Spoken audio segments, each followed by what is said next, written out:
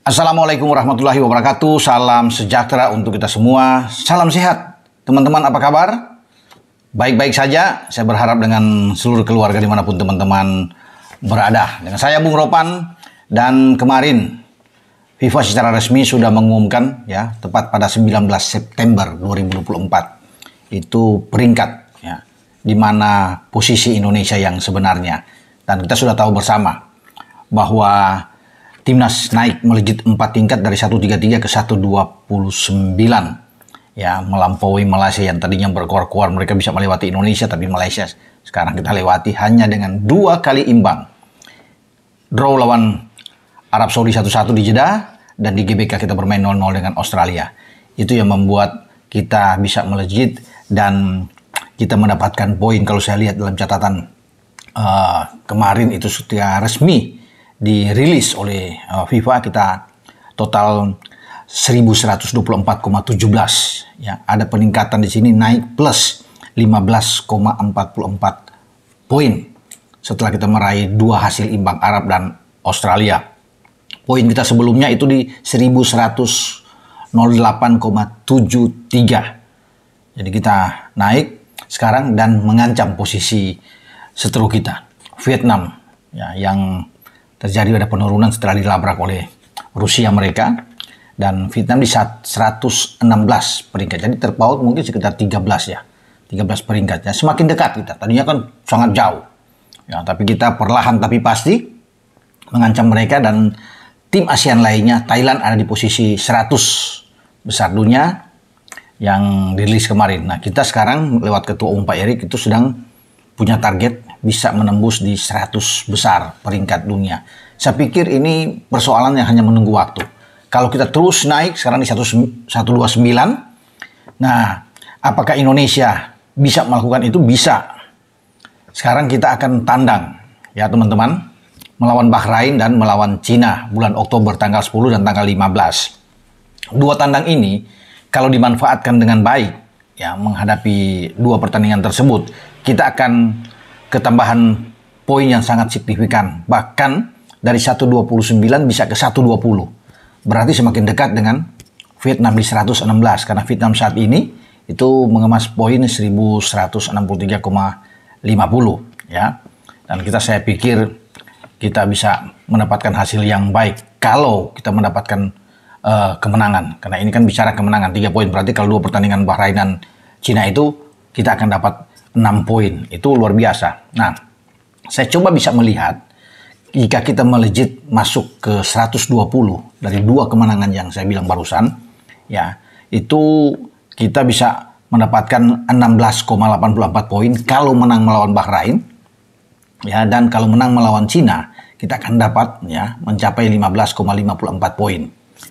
Jika digabung poin yang saya bilang tadi 16,89 dan 15,54 di antara Bahrain dan Cina, kalau kita menang, total kita akan mendapatkan 32,43 poin. Ini luar biasa yang saya bilang.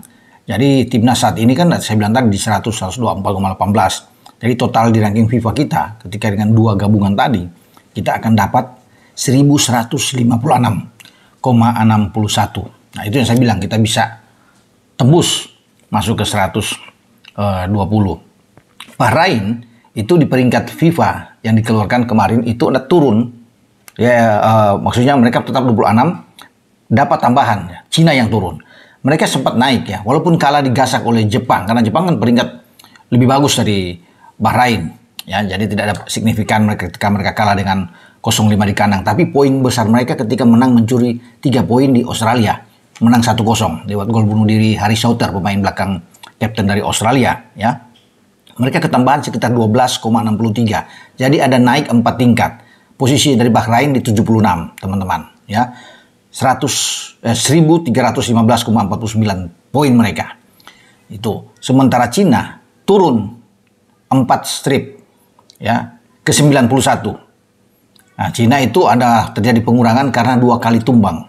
Nah, kalah lawan Australia, walaupun Australia lebih tinggi, tapi mereka kekurangan karena kalah. Ya, bukan Australia, maksudnya mereka kalah dari Jepang dengan 7-0. Kemudian kalah dari Arab Saudi dengan 1-2 di kandang. Jadi membuat mereka berkurang 13,74 poin. Posisi mereka sekarang di 91 hanya dengan 253,73 poin. Jadi memang semakin turun mereka, ya. Nah, ini kesempatan buat Jai Isyas dan kawan-kawan ya untuk bisa melihat fokus dalam 2 pertandingan ke depan menghadapi Bahrain dan menghadapi Cina. Saya pikir ya kita bisa melakukan yang terbaik. Kalau Arab kita bisa bermain imbang, ya, dengan Australia juga kita bisa bermain imbang. Cina yang sedang menurun, ya, pelatih mereka sedang disorot untuk mungkin saja bisa dipecat kalau lawan kita sampai mereka Cina kalah di kandang. Ya, apalagi atau katakan draw dengan kita, pasti mungkin dipecat. Karena hari ini saya mendapat kabar pelatih Australia setelah ditahan imbang sama Indonesia, mereka gagal bisa memenangkan pertandingan di GBK dan hanya 0-0. Graham Arnold tuh sudah resign, sudah mundur dari kegagalan ini. Ya, dia mengajukan diri kepada pihak Football Federation di Australia untuk keluar ya dari sebagai tim pelatih kepala. Dan Roberto Mancini juga terancam ketika bermain imbang dengan kita. Ya, walaupun mereka menang 2-1 dari Cina dalam laga tandang mereka, tapi tetap posisi Mancini di ujung tanduk saat ini. Karena banyak yang kecewa dengan hasil imbang lawan Indonesia. Jadi banyak korban dari STY ya. Satu sudah Graham Arnold, nanti kalau Mancini bisa juga keluar. Nah, pelatih Bahrain juga bisa, bukan tidak mungkin, Dragan Talazic, pelatih mereka akan out juga kalau sampai kalah lawan Indonesia. Ya, jadi memang penentuan pertarungan hidup mati bagi Talazic ketika mereka akan menjamu Indonesia pada tanggal 10 Oktober yang akan datang, termasuk pelatih Cina. Dan kita memang harus menang kalau ingin membuka peluang lolos. Target kita kan dapat poin paling tidak 14 atau 15 poin, kita bisa lolos sebagai peringkat kedua. Itu yang kita harus capai. Jadi kalau kita dapat 6 poin, Bahrain 3 dan Cina 3, 8. Sekarang ada 2 poin. 8 poin. Kita nunggu Cina dan Bahrain datang tahun depan, kita bisa ambil 6 poin lagi, kan sudah bagus. Sudah 14 poin. Tinggal 1 poin, kita tinggal cari. Arab akan bermain dengan kita pada November tanggal 19 ya tahun ini. Kalau kita bisa menang di sini lawan Arab kan bagus itu. Artinya untuk peluang lolos sangat terbuka, tidak mudah. Ya, ini grup yang sulit di grup C ini.